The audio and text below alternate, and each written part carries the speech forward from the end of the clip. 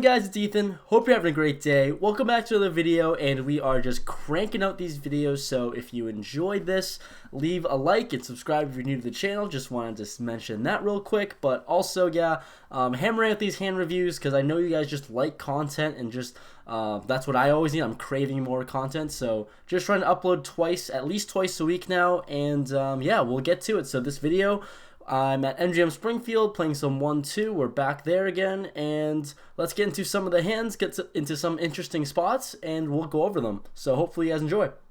A 1-2 game, and right now in this first hand, I have about 600 in front of me, and I'm on the small blind with a button straddle and look down at King Queen of Hearts. I raised to $20, open up to $20, and there's a middle position caller.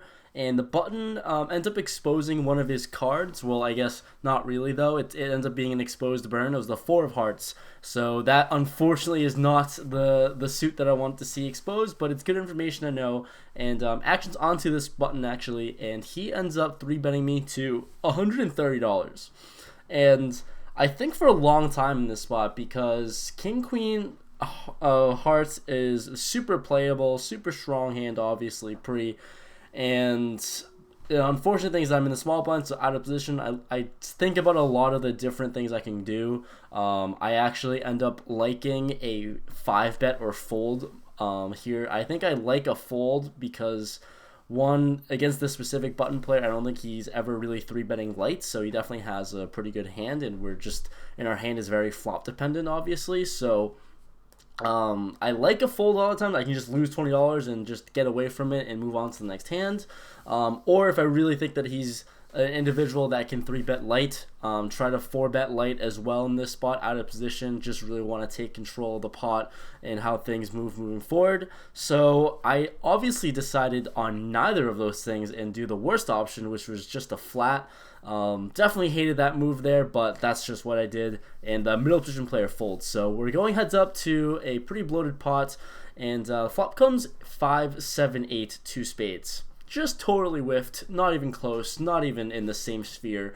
And I check, he bets $200, and I just snap fold that shit because I just burned the extra $110 that I really didn't need to. So unfortunate, but it is what it is.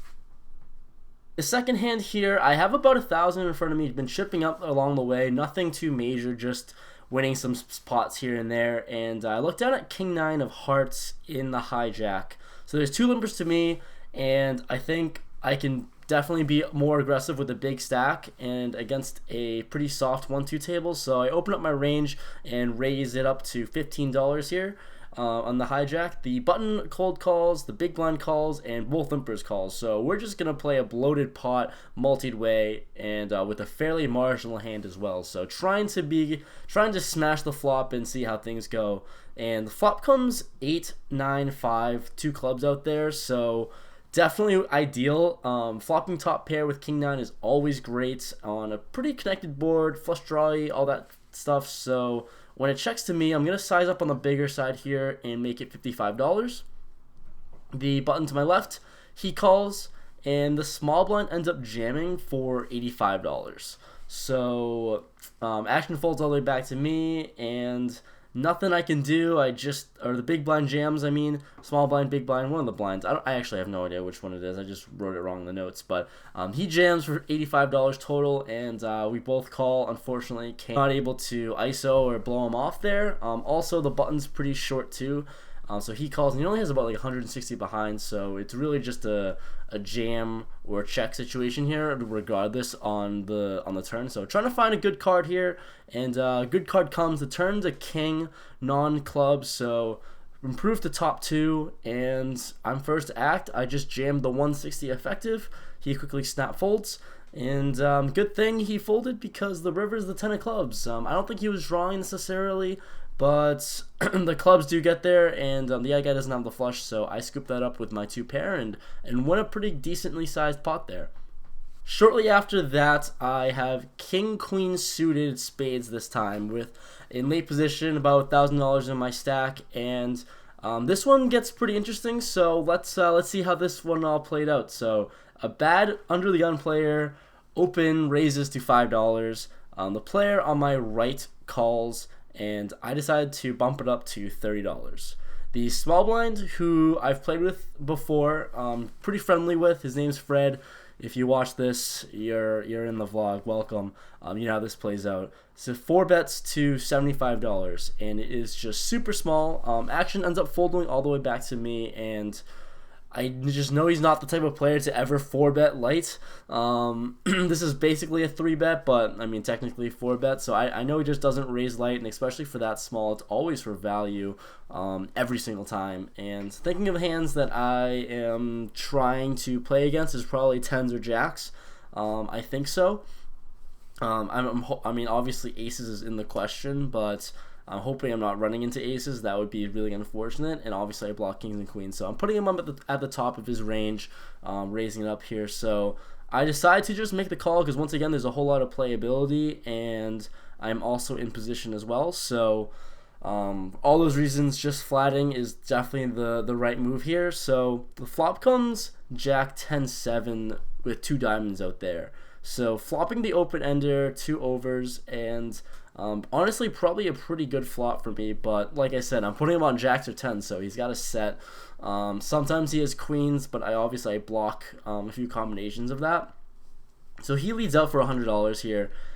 Pretty big bet, and super interesting. I think I can get away from here, but I didn't call $75, or I didn't play king queen suited to fold open-ended draws. So for those reasons, I call.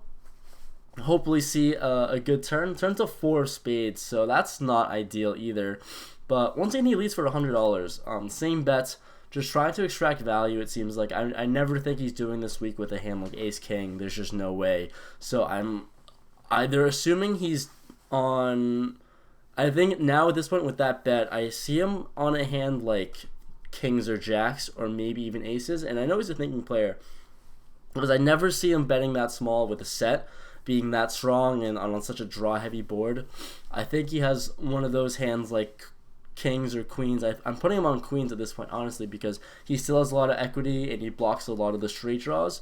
It's not really putting me on my specific holding like king, queen, and drawing there, but obviously still a great price to just call here. But I don't decide to call. I ended up deciding to turn my hand into a bluff, raise to 250, pretty small, and made this sizing because one, he has about $430 total, and I didn't want to put him all in, but I wanted to make him think. So it's hard for a hand like queens to continue on such a heavy board, because I can easily rep hands like jacks and 10s if he has queens. I mean, my specific read right now is that he has queens, even though I block a few combinations of it. So trying to rep a strong hand, I think one pair hands can definitely fold and get away, but also just trying to force a situation where I raised to 250 and he either has a decision to go all in or fold. So depending on the strength of his hands, aces I think has to jam here, but a hand like queens can find a fold. So picked an interesting spot to bluff here. I thought I could get it through, but unfortunately he ends up jamming. 427 total, and it's just a terrible situation because I'm just so priced into call. It's not what obviously I know I'm behind. I think he has aces now once he jams. I knew I was behind the whole time, obviously, but not ideal. But I do have outs. I have 8 clean outs, I know that at least, and 2 overs, unless he has something weird like 9s. But obviously he never has 9s in this spot. So definitely just having queens or aces, something like that. So I have to call it off, unfortunately. The river is an 8 of diamonds, so the diamond draw gets there. Unfortunately, that was not the draw I was going for, and he shows pocket kings, and he's good. So picked a terrible spot to bluff. Tried to get him off with that very small, value-y looking raise. We're both very friendly with each other, so I thought that maybe I can get him to fold, and that didn't happen. So picked a terrible spot and tried to bluff and got owned. So nice hand, Fred, and we're going on to the next one. And the next one is actually the very next hand. We look down at pocket kings. Got 400 in my stack. I just doubled Fred up, and I'm hoping to get it all back in this hand here. So I'm in middle position. There's a limper to me. I decide to make it $15, and the player on my left calls. A late position player who's been running like God, but I don't think he's that great of a player. I'm not entirely sure, to be honest. I haven't played with him too much, but he's shown down some weird stuff, some good hands, and picking his spots. So he decides to 3-bet to 45. I've never seen aggression from him too much, so I know he's at the top of his range, especially raising here pre. So when it folds to me, I'm trying to get stacks in. I have 400. I'm starting with 400, and he covers me by a lot. So trying to just get stacks in because I know he's strong. I decided to 4-bet to 150. Player on my left folds, and he decides to just flat here. So we're gonna go to a flop, and the flop comes deuce 5-4 rainbow. I'm basically getting all my money in on any non-ace flop, and that's exactly what I do. I jam, and he calls pretty quickly, so I'm feeling pretty confident at this point. The turn river ends up being a 3 and another 4, so the turn just killed me. Putting the 4-liner out there, and any ace makes the straight. So I flip it over begrudgingly, and he flips over aces. So he had me the whole way, so I can't even be that mad about it. Just running kings into aces with the hand immediately after I tried to bluff off my whole stack there. So not the best 1-2 combo of hands. Just lost 1,000 in literally like 10 minutes, not even, in that spot. So that's really unfortunate. But we go on, add on for another 500, and we play a few more hours. After the add-on, I chip up once again, up to around 700, and in this spot I have pocket 10s in the cutoff. There's 2 limpers to a fairly tight big stacked player. This guy ran really hot. He has so much money in front of him, and I guess I'll talk about how he got his stack. He got aces all in pre against kings and kings, basically. So that's just a prime spot, and they both had fairly decent stacks, and he made like 600 off that. So that's how a lot of his stack was built. But once again, he's been playing pretty well and fairly tight in this session. So I have pocket 10s, and in position the cutoff, I'm going to raise it up to 55 because a player on my right calls. So sizing up here, folds to an OMC limper who makes the call, which I hate. I'm more scared of him limp calling this 3-bet because, I mean, his range is so tight and narrow, I think, to just pocket pairs. And the preflop laser, he calls as well. So we're going 3 ways to a pretty big pot. Flop comes queen 9-4 rainbow. Don't love seeing that overcard there, but I think sometimes I'm still got to be good. So the OMC limper checks. Middle position preflop laser actually bets here for me, $55. I was super confused. It's super small, and it looked very value-y, but I mean, I'm getting 4-1 to call, and I think I could be good here a lot of the time. So I call, and the OMC guy gets out. So I feel a little bit better about that, but still got this villain who covers me to kind of do battle with. So the turn is the 8 of clubs. Putting down the full rainbow, I have a gutter ball, picked up a little bit of equity here, so pick up more outs against any queen, and he once again leads for $55. Super weird. Like I said, picked up equity, and he's still down betting and sizing the same way, and I'm just so confused. He could have like a really weak queen, I guess. That could be the thing. I didn't really feel like forcing it in this spot, so I decided to just call and play a good river, or hopefully play a good river. River is a 7, so not the gutter ball I needed to look for, and he checks, and I just immediately check it back. He shows king, queen of hearts, and he scoops that one with the pair of queens, so he got a lot of value out of me. I think he played that really well. Just I don't know, I guess he really just put me on 10s or jacks here, which is crazy, getting me to call with those hands. So it is what it is, and we just got taken to value town. The final hand we go over, I actually have table footage of, so we're going to use that and just use the audio here. I have pocket aces in middle position. There's one limper to me, and I open up to $15.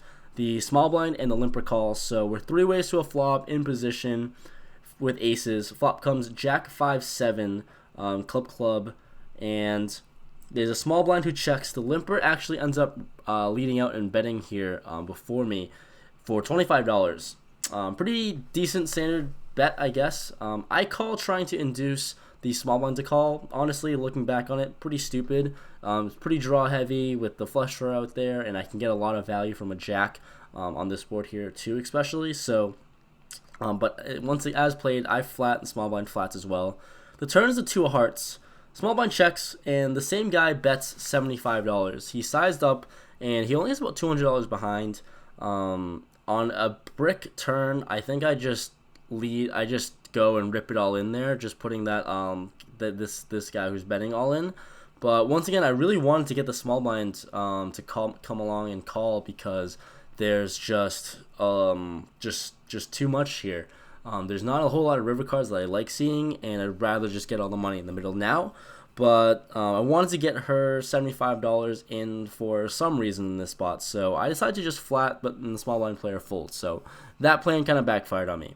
The river's the 4 diamonds, and he just open jams $200 all in, and I mean, it's not the best card in the world. It connects with a ton, and it could complete a lot of weird limped 2-pair combos, but I just have to snap this off with aces. I'm too strong to fold.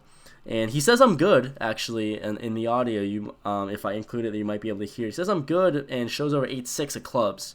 So he was going for the club draw and didn't realize that he actually banked the nut straight on the river there and actually scooped it up. So he was bluffing, but he thought he was bluffing at least, but he takes it down with the straight. So just not running great, running into brick walls this session, and it's unfortunate. That aces hand, I literally just stormed out of there. I think immediately after that aces hand, I stormed out of there.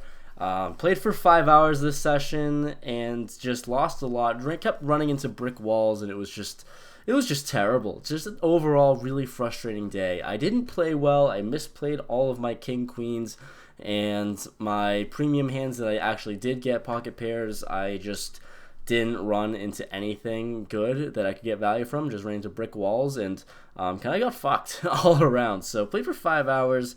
I was in for I don't even remember, but I lost $1,040. So just not a good session. Didn't play well, didn't run well, and sometimes that happens. I can't always post the winning sessions, guys.